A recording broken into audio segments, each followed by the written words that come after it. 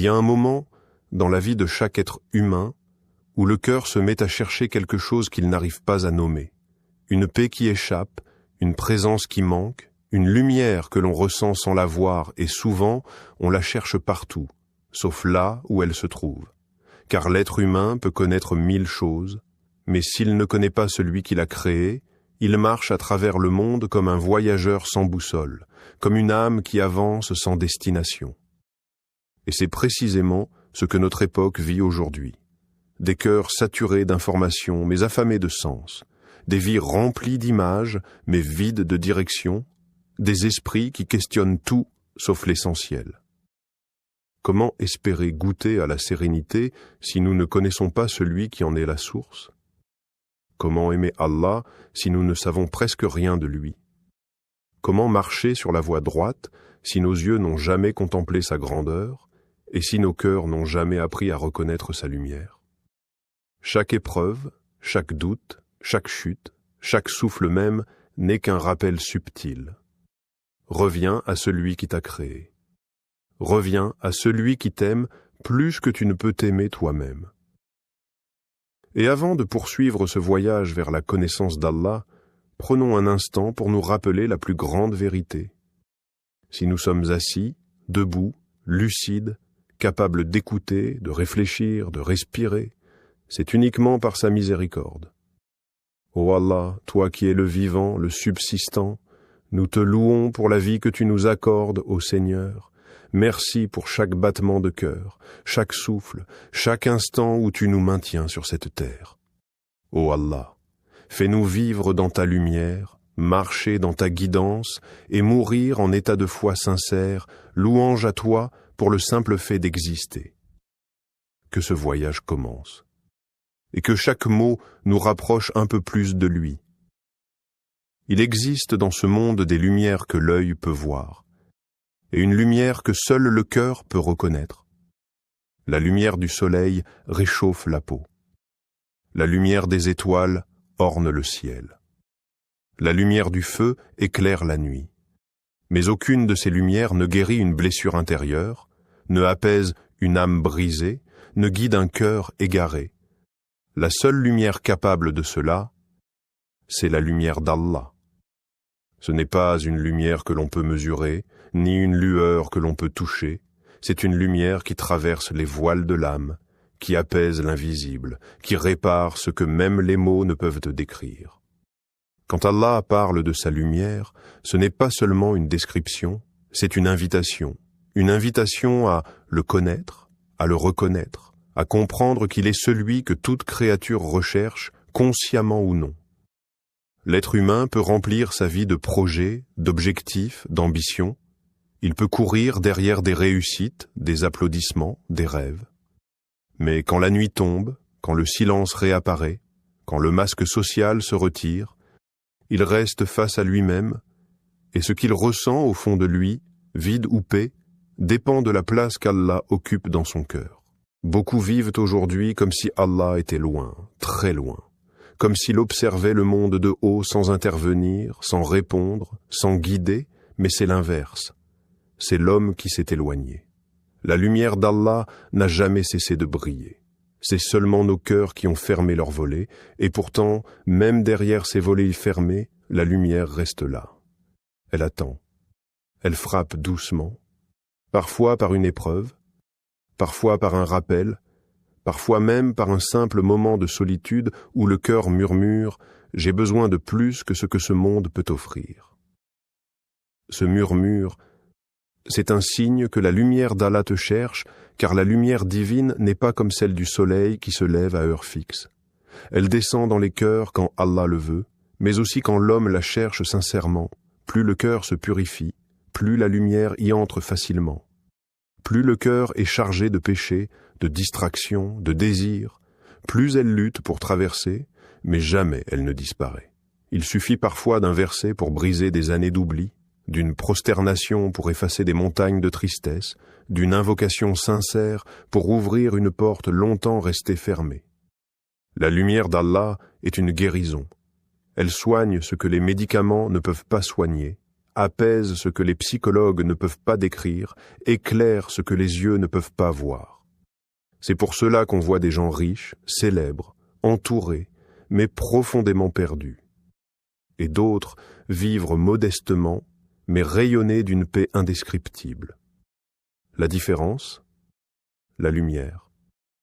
Allah met sa lumière dans le cœur de celui qui l'aime, de celui qui le cherche, de celui qui lutte pour rester sincère, malgré ses imperfections, et quand cette lumière entre, tout change. Les mêmes épreuves deviennent supportables.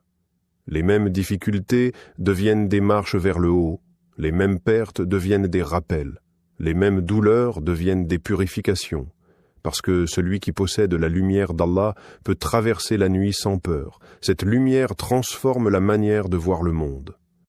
Les gens deviennent des signes, les épreuves deviennent des messages, les retards deviennent des protections, les obstacles deviennent des directions, la vie entière devient un rappel de sa présence. Comprendre la lumière d'Allah, c'est donc comprendre que la vraie vie commence quand le cœur s'éveille. Car ce n'est pas la lumière extérieure qui change l'homme, mais celle qu'Allah met en lui, et si tu veux savoir si cette lumière se trouve en toi, regarde simplement. Quand tu entends un verset, ton cœur bouge-t-il? Quand tu commets une erreur, ton âme regrette-t-elle? Quand tu es seul, te rappelles-tu de lui? Quand tu vois une épreuve, crois-tu encore que derrière elle se cache une sagesse?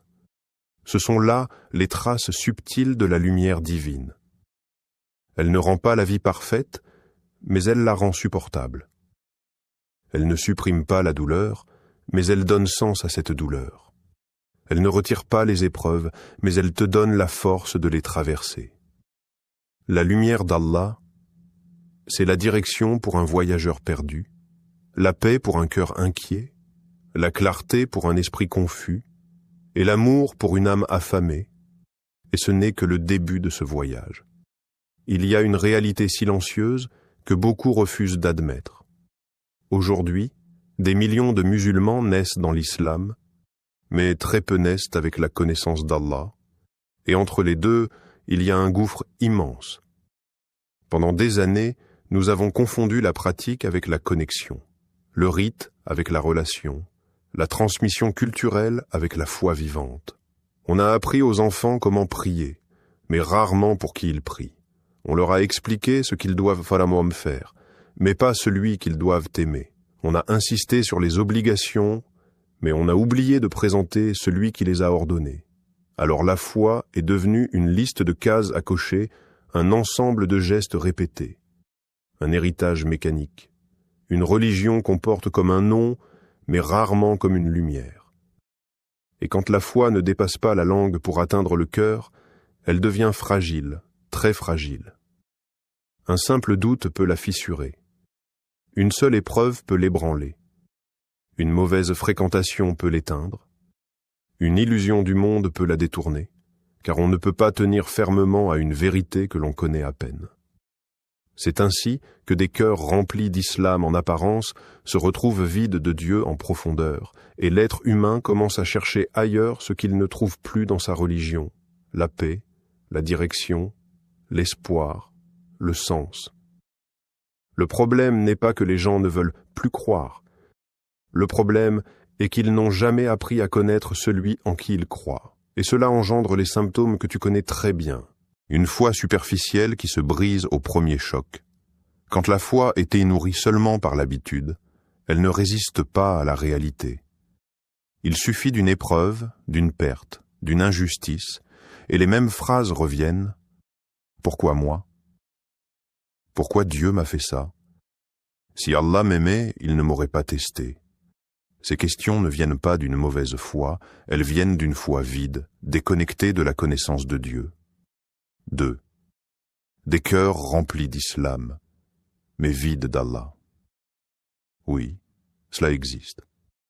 On peut connaître les règles du halal et du haram, on peut prier mécaniquement, on peut même porter un nom musulman, et pourtant vivre loin de Dieu. Parce que la religion est devenue un costume, pas une présence. Un héritage familial, pas une relation personnelle, une identité culturelle, pas une lumière intérieure. 3. Des jeunes qui se perdent parce qu'on leur a appris « fait » mais pas « comprend ». Lorsque la religion n'est transmise que sous forme d'ordre, prie est haram, c'est obligatoire. Sans explication, sans douceur, sans lien avec Allah, les jeunes finissent par vivre la foi comme une contrainte, non comme une miséricorde. Alors ils cherchent ailleurs, dans les philosophies modernes, dans les mouvements spirituels étrangers, dans les idéologies du moment, dans les plaisirs rapides, non pas parce qu'ils rejettent l'islam, mais parce qu'ils n'ont jamais rencontré Allah. 4. Une génération qui confond émotion et foi. Beaucoup pensent qu'avoir la foi, c'est ressentir quelque chose de fort. Une larme en entendant un verset, un frisson pendant une prière, un moment de paix après une sadaka. Mais la foi n'est pas une émotion. Elle ne se mesure pas aux sensations. Elle est beaucoup plus stable, plus profonde, plus intime. C'est une vision, une connaissance, une certitude. Si elle n'est que sentiment, alors elle disparaît le jour où le cœur se refroidit, et c'est exactement ce qui se passe. Des gens croient fort pendant 2 jours, puis tout s'effondre, parce que l'émotion n'est pas une lumière, la connaissance d'Allah si. 5. Quand Allah devient un concept, et non plus une présence, beaucoup parlent d'Allah comme d'une idée, une force, un principe, une explication mystique, mais Allah n'est pas une théorie philosophique. Il est un Seigneur vivant, proche, aimant, répondant. Tant que l'homme ne prend pas conscience de cela, sa foi restera creuse. Alors pourquoi les cœurs se perdent-ils réellement? Parce qu'ils ont oublié la seule chose qui pouvait les guider. La connaissance d'Allah, tout commence par là. Tout revient à cela. Tout dépend de cela. Quand tu connais Allah, tu l'aimes. Quand tu l'aimes, tu lui obéis. Quand tu lui obéis, il te protège. Quand il te protège, ton cœur s'apaise. Et quand ton cœur est apaisé, le monde peut s'écrouler, mais toi, tu restes debout. Les prophètes avaient un peu de moyens et peu d'armes, peu de soutien, mais ils avaient Allah, et cela suffisait. Voilà pourquoi leur cœur ne se perdait jamais. Il existe des questions que l'on n'ose pas toujours formuler à voix haute, non pas par manque de courage, mais par peur d'être jugé, d'être incompris, ou même d'être considéré comme faible dans sa foi. Et pourtant, ces questions habitent chaque être humain, croyant ou non, depuis la nuit des temps. Pourquoi suis-je ici? Quel est le sens de ma vie? Pourquoi Allah m'a-t-il créé? Pourquoi me donne-t-il le choix? Et si je ne parviens pas à être à la hauteur? Ce sont des questions que les cœurs posent lorsqu'ils sont sincères, des questions qui ne détruisent pas la foi, mais qui, lorsqu'elles trouvent leur réponse, la fortifient. Le problème n'est pas de poser ces questions, le vrai problème, c'est de rester seul avec elles. Les gens autour de nous répondent, bien souvent, ne pose pas ce genre de questions. C'est du was-was. Contente-toi d'obéir.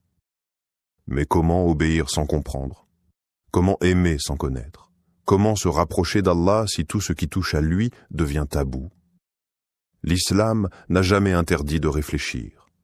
Allah a révélé un livre qui, à chaque page, dit « Ne réfléchissez-vous donc pas? Ne méditez-vous donc pas? Ne regardez-vous pas ?» Les questions existentielles ne sont pas un signe de doute, elles sont un signe de vie. Un signe que l'âme frappe à la porte de la vérité. 1. Pourquoi Allah m'a créé alors que je ne l'ai pas demandé? C'est l'une des questions les plus profondes et aussi l'une des plus mal comprises lorsque l'enfant demande à sa mère « Pourquoi m'as-tu mis au monde ?» La mère ne répond pas « Parce que tu me l'as demandé ». Elle répond « Parce que je t'aime ». Allah n'est pas comparable à une mère, il est infiniment au-dessus. Mais ce principe reste, Allah ne crée pas par nécessité. Il crée par sagesse et par miséricorde. Tu es vivant parce qu'Allah a voulu que tu existes. Tu es voulu, tu es choisi, tu es intentionnel. Ton existence n'est pas un accident. Elle est un décret. L'homme n'a pas demandé la vie, mais Allah lui a donné la vie et avec elle la possibilité d'atteindre l'éternité. 2. Pourquoi me donner le libre arbitre si Allah veut que je l'adore? Imagine un instant qu'Allah t'ait créé sans libre arbitre. Tu aurais été un ange ou un animal. Mais il t'a honoré. Il t'a placé dans une catégorie unique dans l'univers, celle des créatures capables d'aimer par choix, d'obéir par amour, de revenir par regret, le libre arbitre est la preuve que ta relation avec Allah n'est pas mécanique. C'est un lien volontaire, sincère, authentique. Une prière imposée n'a aucune valeur, une prosternation choisie, voilà ce qui élève l'homme plus haut que les anges. 3. Si Allah est tout-puissant, pourquoi les épreuves? Pourquoi la douleur? Cette question naît quand on confond épreuve et punition. L'épreuve n'est pas un signe de colère. Elle est un signe d'attention. Lorsque tu veux rendre un diamant plus pur, tu le chauffes, tu le polis, tu le frappes, tu le transformes. Allah dit, « Nous vous éprouverons pour révéler ceux qui sont sincères. » L'épreuve n'est pas là pour te briser, mais pour te révéler à toi-même, sans difficulté, tu ne connaîtrais jamais la patience. Sans perte, tu ne connaîtrais jamais la reliance. Sans douleur, tu ne goûterais jamais la douceur du retour à Allah. L'épreuve est un pont, et derrière chaque pont, il y a une rencontre.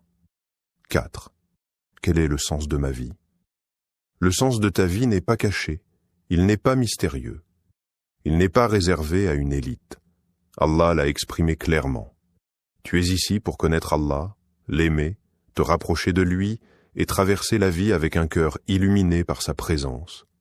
Tout le reste, argent, études, projets, travail, réussite, n'est que décor autour de cette vérité.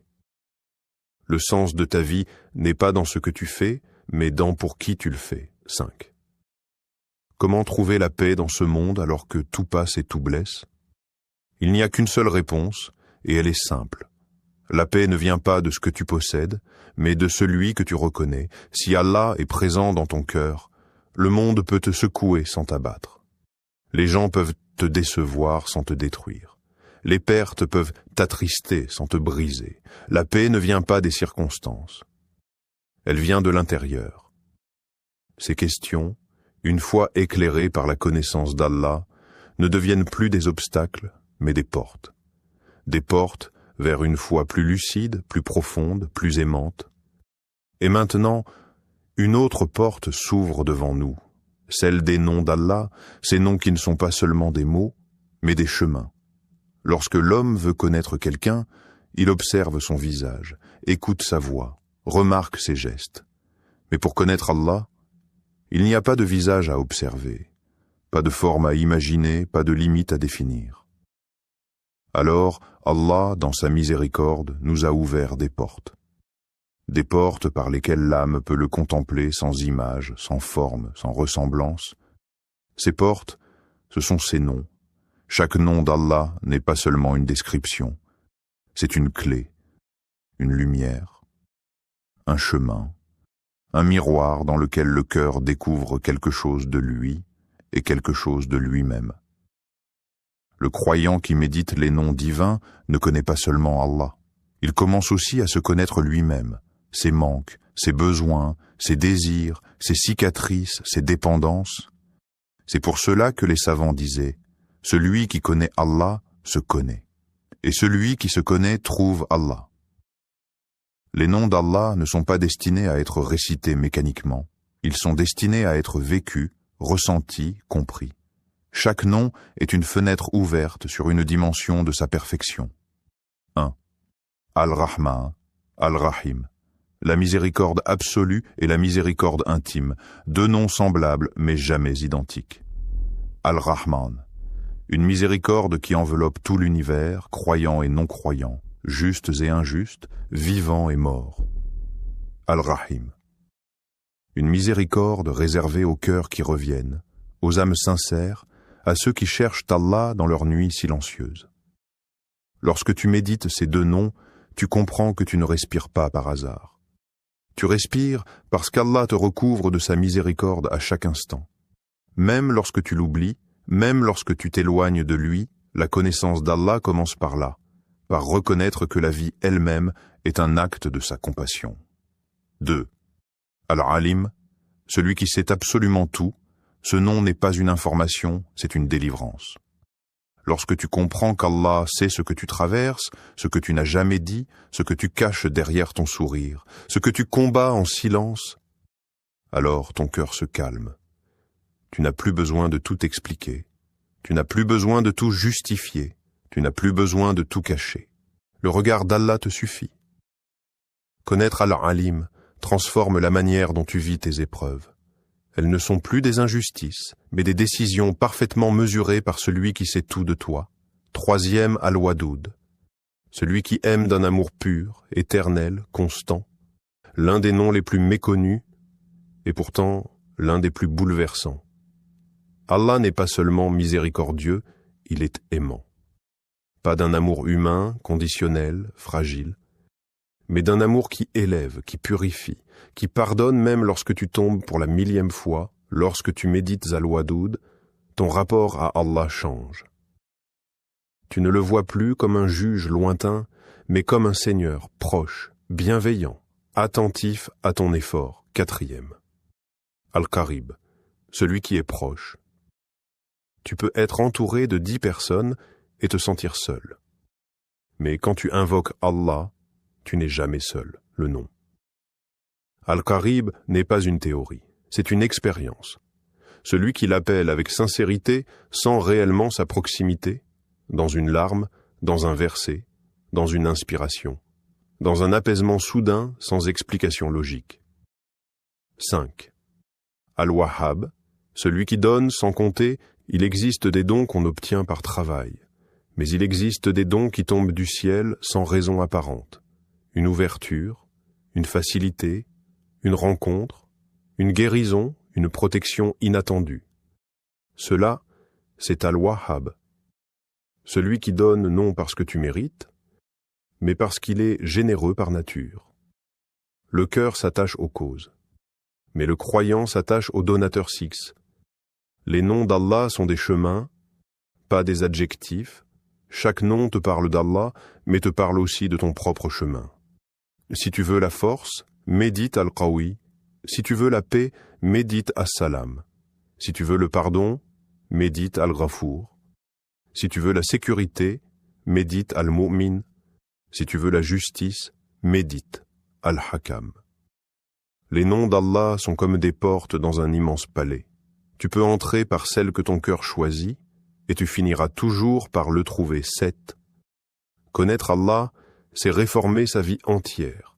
Celui qui médite les noms d'Allah ne change pas seulement sa vision de Dieu, il change sa vision du monde. Il comprend que chaque événement, heureux ou douloureux, n'est jamais gratuit. Lorsque tu sais qu'Allah est Al-Hakim, le sage, tu acceptes. Lorsque tu sais qu'Allah est Al-Latif, le subtil, tu fais confiance.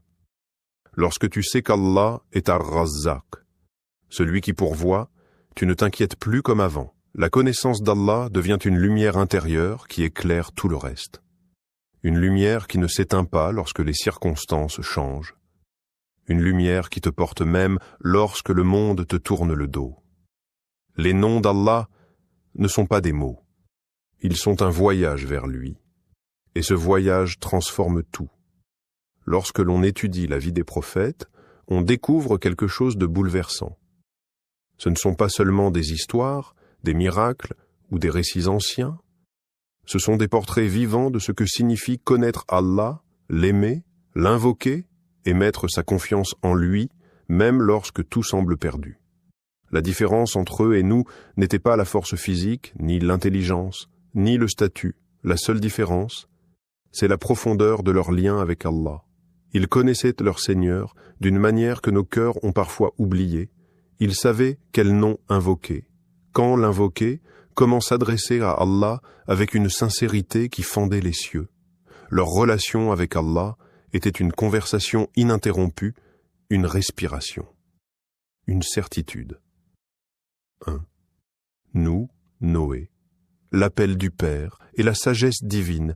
Imagine un homme qui prêche pendant près d'un millénaire, un homme qui voit son propre fils, sa chair, son sang, refuser son appel.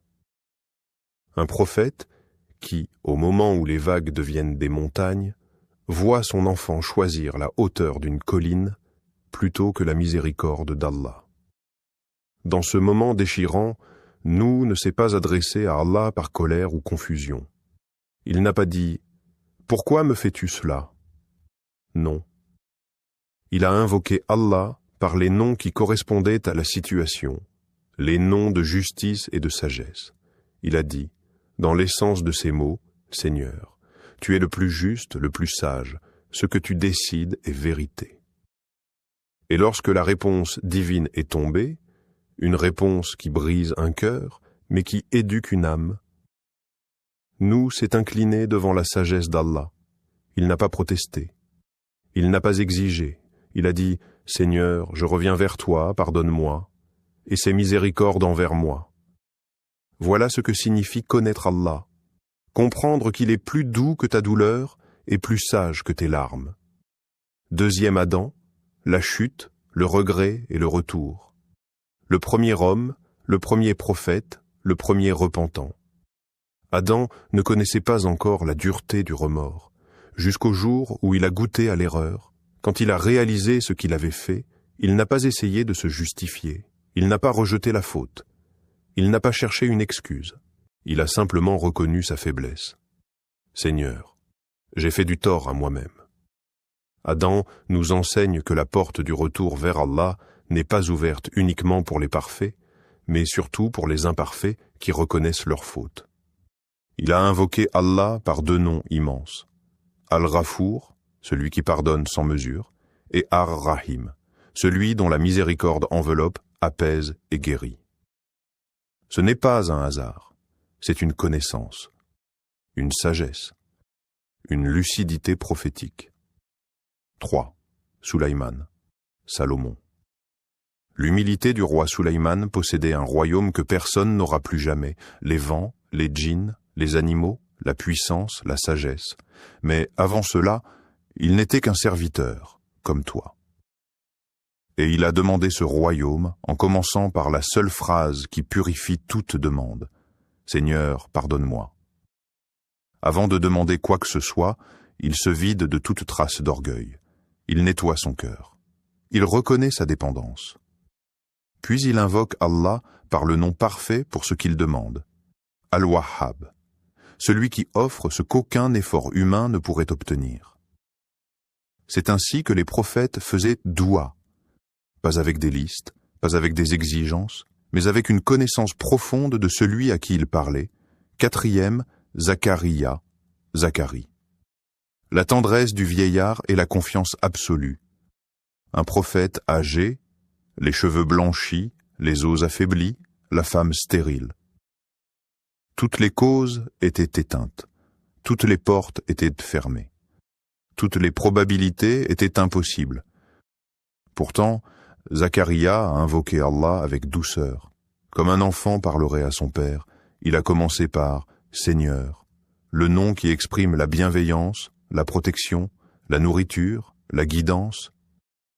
Puis il a terminé par « Tu es le meilleur des héritiers ». Il savait que tout ce que l'homme possède finit par disparaître, et que tout ce qu'Allah donne reste. Il nous apprend que la doua n'a pas besoin d'être longue pour être acceptée. Elle doit être sincère, humble, confiante. 5. Leur secret. Ils invoquaient Allah en fonction de la situation de leur cœur. Les prophètes connaissaient quelque chose que beaucoup ont oublié. Le nom d'Allah que tu choisis révèle l'état de ton âme. Lorsque tu es brisé, tu dis « Ya Jabbar ». Lorsque tu te sens perdu, tu dis « Ya Hadi ». Lorsque tu as peur, tu dis « Ya Latif ». Lorsque tu regrettes, tu dis « Ya Gafour ». Lorsque tu espères, tu dis « Ya Karim ». Ils ne prononcèrent pas seulement des mots, ils appelaient celui qui guérit tout. C'est ainsi que leur relation avec Allah était aussi solide qu'une montagne, et aussi douce qu'une brise. Les compagnons du prophète n'étaient pas des anges, ni des êtres surnaturels. C'étaient des hommes et des femmes comme toi, avec des peurs, des erreurs, des faiblesses, des moments de doute et de fatigue, mais Ils avèrent quelque chose que beaucoup ont perdu aujourd'hui. Un cœur vivant, un cœur qui respirait Allah, un cœur qui battait au rythme de sa parole. Ce qui rendait leur foi exceptionnelle n'était pas la quantité de leurs œuvres, mais la qualité de leur relation avec Allah. Une relation tellement profonde que la moindre parole concernant Allah faisait trembler leur âme. 1. Quand l'amour d'Allah illumine un simple verset. Un jour, un compagnon dirigeait la prière de son groupe lors d'une expédition. À chaque raka, après avoir récité une sourate, il concluait toujours par Sourate al-Ikhlas, toujours, sans exception. Les hommes qui priaient derrière lui se sont interrogés. Pourquoi revient-il sans cesse à cette sourate? À leur retour, ils en parlèrent au prophète, qui leur dit « Demandez-lui pourquoi il fait cela. » L'homme répondit simplement « Parce qu'elle parle d'Allah et j'aime ce qu'elle dit de lui. » Il aimait cette sourate, pas pour sa brièveté, pas pour sa facilité, mais pour ce qu'elle révélait de son Seigneur. Et la réponse du prophète fut bouleversante. Informez-le qu'Allah l'aime. Regarde bien la subtilité. Il a aimé Allah, et Allah l'a aimé pour cet amour. Ce compagnon nous enseigna une vérité immense. Ce n'est pas la quantité de ce que tu récites qui compte, mais la profondeur avec laquelle tu le vis. 2. Quand Allah mentionne ton nom dans les cieux. Un jour, le prophète appela Ubay ibn Ka'b, un compagnon connu pour sa maîtrise du Coran. Mais ce qu'il allait entendre dépassait tout ce qu'un humain peut imaginer. Le prophète lui dit « Allah m'a ordonné de te réciter la sourate telle. » Ubay, bouleversé, demanda « Allah a prononcé mon nom? Il t'a mentionné, moi ?» Le prophète répondit « Oui. » À cet instant, Ubay éclata en larmes. Pas de joie matérielle, pas pour un bienfait terrestre, mais parce que le Seigneur des mondes, le Créateur du ciel et de la terre, avait prononcé son nom dans une assemblée céleste. Imagine un instant, toi ton nom, mentionné par Allah ton existence, ta foi, ta lutte, tes prières secrètes, tes regrets nocturnes, multipliés par un amour divin. Les compagnons avaient cette sensibilité. Un simple rappel de la proximité d'Allah les faisait s'effondrer en pleurs. Pas par faiblesse, mais parce que leur cœur était vivant trois. Ils invoquaient Allah avec conscience et présence. Un homme invoqua un jour Allah en utilisant ses noms les plus sublimes, des noms de majesté et de beauté. Le prophète l'entendit et dit « Tu as invoqué Allah par son nom suprême. » Lorsque ce nom est prononcé dans une invocation, Allah répond. Les compagnons connaissaient la puissance des noms divins. Ils savaient que derrière chaque nom se cache une porte grande ouverte, une direction, une réponse, un secours. Ils ne disaient pas « Ya Allah » comme on appelle quelqu'un distraitement. Ils invoquaient avec le cœur entier, avec le regret, l'espoir, la faiblesse, la gratitude. 4. Leur secret. Ils vivaient le Coran. Ils ne le lisaient pas seulement. Quand ils entendaient un verset, ils ne disaient pas simplement « c'est beau ». Ils disaient « qu'est-ce qu'Allah veut me dire, à moi, maintenant, dans ma vie, dans ma situation ?» Le Coran n'était pas un texte pour eux. C'était une conversation, une adresse, une réalité. Une lumière qui changeait leur manière de marcher, de parler, d'aimer, de patienter, de pleurer. C'est pour cela que la foi devenait aussi solide qu'une montagne. Elle descendait directement dans le cœur, pas seulement sur la langue. 5. Leur foi n'était pas parfaite, mais elle était sincère, beauté immense. Les compagnons n'étaient bien pas infaillibles, ils faisaient des erreurs. Ils avaient des moments de faiblesse. Certains doutaient, certains pleuraient leur passé, certains chutaient, mais se relevaient immédiatement. Pourquoi ? Parce qu'ils savaient qu'Allah les voyait, les aimait, les guidait, les attendait. Ils vivaient avec une conviction que nous avons oubliée. Si Allah est avec moi, je ne suis jamais perdu. Le lien qu'ils avaient avec Allah n'était pas réservé à leur époque, il n'était pas réservé à leur niveau. Il n'était pas réservé à leur proximité avec le prophète. Ce lien, tu peux le vivre toi aussi. Il n'est jamais fermé, car Allah n'a pas changé. Seulement les cœurs ont changé. Il existe dans le cœur humain une fragilité que personne ne peut nier. Lorsqu'Allah n'est plus au centre, quelque chose d'autre prend sa place, et ce quelque chose devient rapidement un poison silencieux. La peur, l'angoisse, l'attachement excessif, la dépendance, l'orgueil ou le désespoir. L'être humain ne reste jamais vide. Si Allah n'habite plus son cœur, le vide sera rempli par d'autres forces, souvent destructrices. 1. Quand la vie devient lourde parce que le cœur n'a plus d'encre. Lorsque le cœur oublie Allah, la vie devient immédiatement plus difficile, même si tout semble aller bien en apparence. Tu peux avoir un bon travail, une belle maison, des amis, une famille, une santé solide. Mais tout cela peut devenir insignifiant si ton âme se sent vide, si ton cœur ne sait plus où s'attacher, si ton esprit ne trouve plus de sens. Sans Allah, chaque problème devient immense. Chaque épreuve semble injuste, chaque retard paraît insurmontable, chaque perte devient un effondrement. Pourquoi? Parce que le cœur n'a plus d'encre. Il flotte dans un océan où les vagues sont plus fortes que lui. 2. Le désespoir. Le premier signe d'un cœur qui s'éloigne, le désespoir n'apparaît jamais d'un coup. Il commence doucement. Un petit doute, une petite frustration, une petite déception.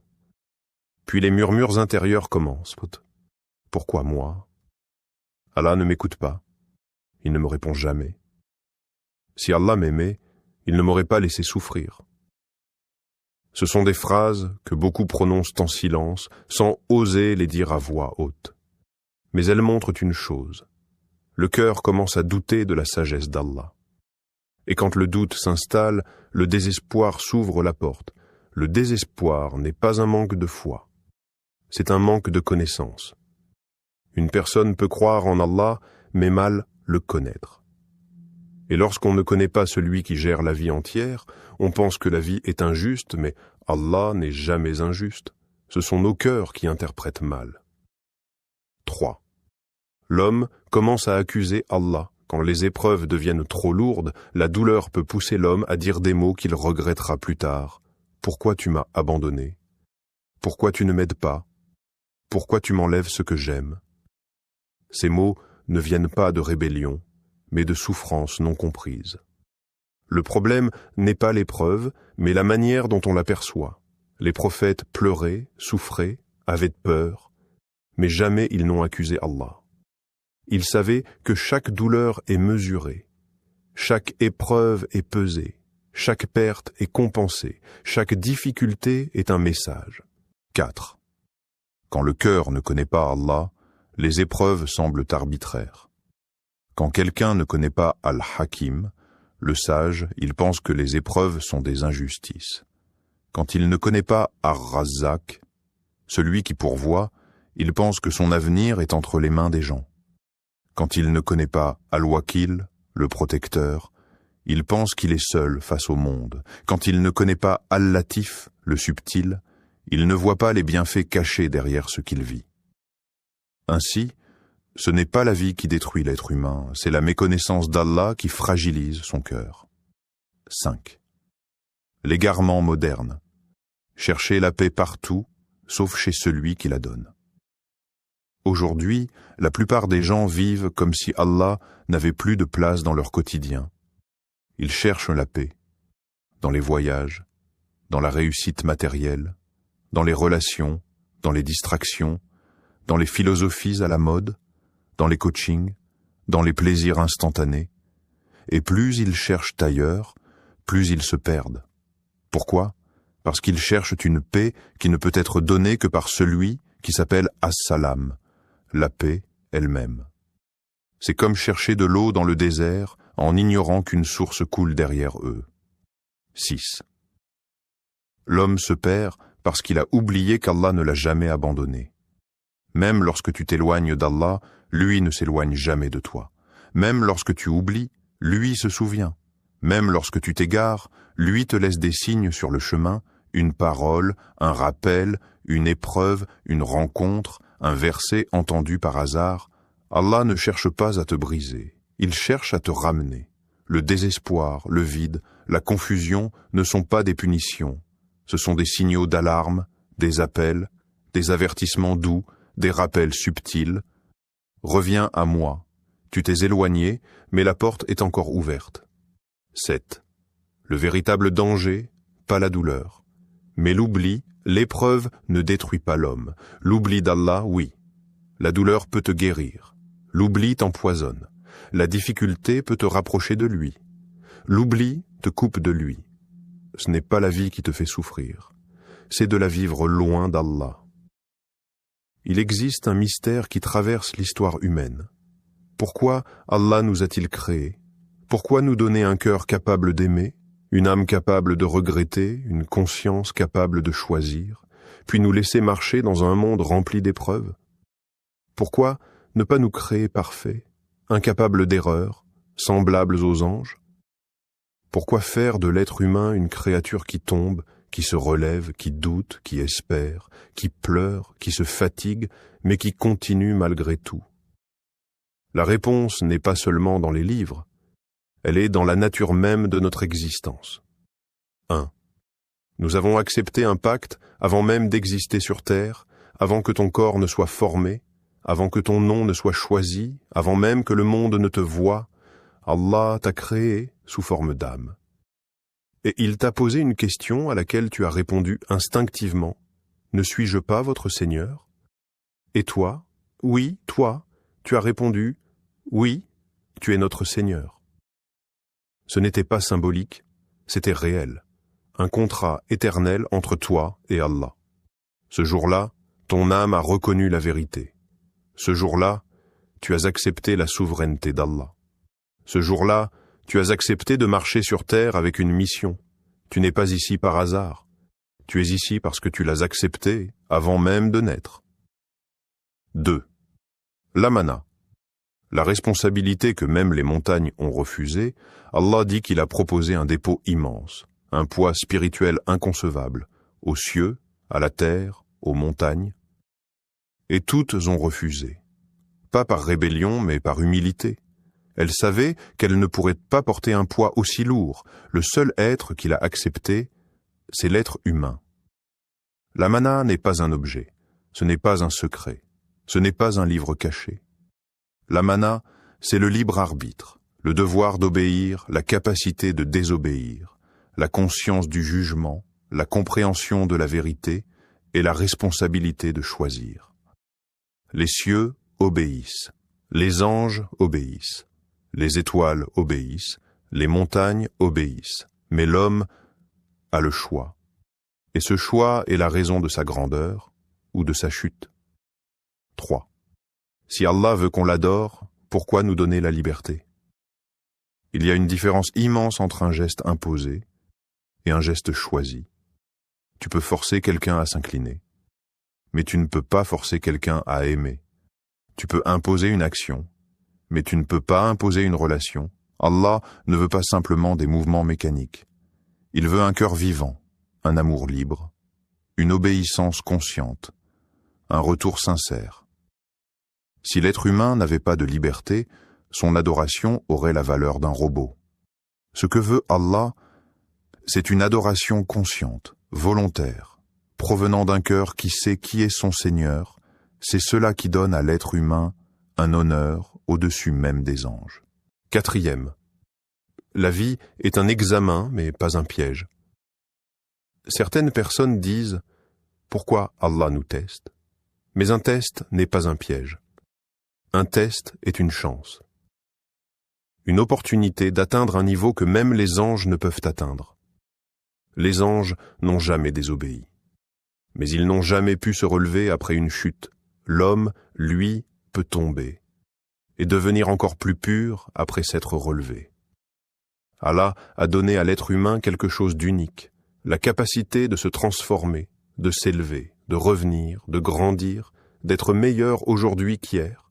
Sans épreuve, sans choix, sans erreur, sans repentir, il n'y aurait ni proximité, ni spiritualité, ni évolution, ni amour véritable. 5. Le but final, adorer Allah, mais pas seulement dans le sens que tu imagines beaucoup, pensent que adorer Allah signifie seulement prier, jeûner, faire le hajj. Mais adorer Allah, c'est bien plus. C'est se souvenir de lui lorsque tout le monde l'oublie. C'est rester patient quand l'âme veut s'effondrer. C'est dire « Alhamdulillah » avec des larmes dans les yeux. C'est pardonner alors que tu pourrais te venger. C'est renoncer au péché, même si personne ne te voit. C'est te lever la nuit alors que ton lit t'appelle. C'est résister au désespoir quand la vie se serre autour de toi. L'adoration n'est pas un mouvement.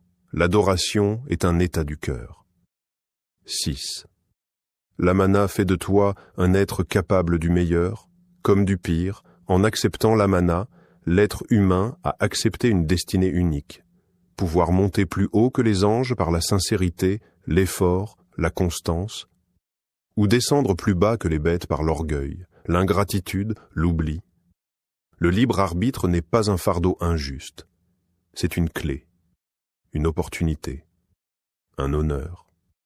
Chaque jour, chaque choix, chaque réaction, chaque pensée t'approche ou t'éloigne d'Allah. Tu n'es pas un spectateur dans ta vie. Tu es le porteur d'un dépôt immense que même les montagnes ont refusé. Au terme de ce voyage, une vérité apparaît clairement. L'être humain n'est jamais aussi vivant que lorsqu'il connaît son Seigneur. Tout ce que nous avons exploré, la lumière d'Allah, la fragilité des cœurs, les questions profondes, les noms divins, la foi des prophètes, la sensibilité des compagnons, les pièges du désespoir, le poids de l'amana, tout cela mène à une seule réalité.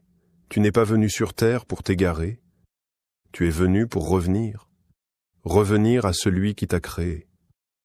Revenir à celui qui t'a aimé avant que tu n'existes. Revenir à celui qui t'a protégé, même lorsque tu l'as oublié. Revenir à celui qui a mis sa lumière dans ton cœur avant que toi-même ne connaisses ton cœur. Tu n'es pas un accident. Tu n'es pas une erreur. Tu n'es pas une créature abandonnée. Tu es une âme choisie, voulue, aimée. Le monde moderne t'a peut-être rempli de doutes, de peurs, de blessures, de confusions, de questions que personne n'a su entendre, mais Allah, lui, entend ce que ta langue ne dit pas. Il voit ce que tes yeux cachent. Il connaît ce que ton cœur traverse. Il sait ce qui t'a brisé.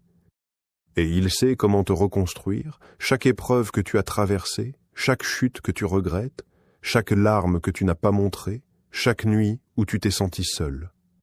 Tout cela n'était pas un signe d'abandon, c'était un chemin.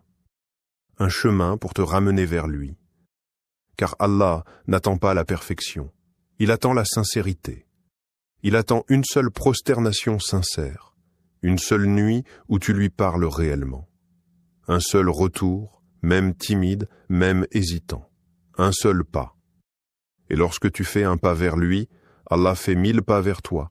Si tu veux changer ta vie, si tu veux retrouver la paix, si tu veux retrouver la lumière, si tu veux comprendre ton existence, alors commence par le début, connais Allah, découvre ses noms, parle-lui, invoque-le, reviens à lui, il est plus proche de toi que ton souffle, plus doux envers toi que ta propre âme, plus fidèle que quiconque sur cette terre.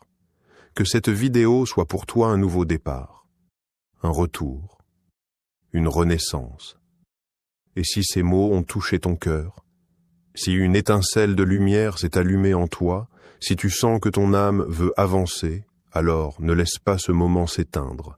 Laisse un commentaire avec un simple « Amin » ou une réflexion personnelle. Non pas pour la vidéo, mais pour que ton cœur exprime quelque chose pour Allah, aime la vidéo, si elle t'a apporté un peu de lumière. Chaque interaction permet au rappel de toucher une autre âme. Et peut-être que tu seras la cause d'un cœur qui revient vers Allah. Abonne-toi à Héritage des prophètes pour continuer ce voyage, pour nourrir ton cœur chaque semaine, pour grandir dans ta foi, pour marcher ensemble vers celui qui ne déçoit jamais. Et regarde la prochaine vidéo, car chaque rappel est une graine, et une seule graine peut changer toute une vie. Qu'Allah illumine ton cœur, apaise ton âme, pardonne tes erreurs et te guide jusqu'à lui, jour après jour, pas après pas. Allah est avec toi.